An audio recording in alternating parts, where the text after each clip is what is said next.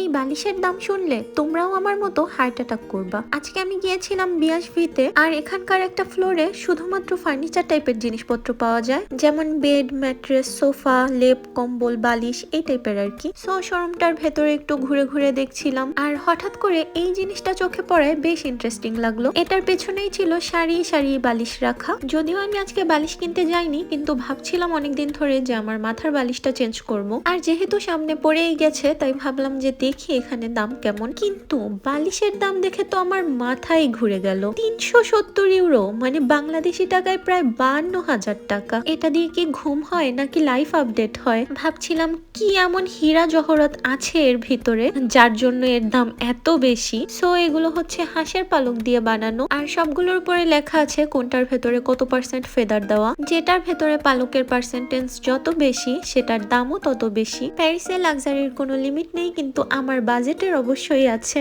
আর এই বালিশে ঘুম কেমন হবে জানি না, কিন্তু দামের কথা চিন্তা করলে ঘুম এমনিই উড়ে যাবে।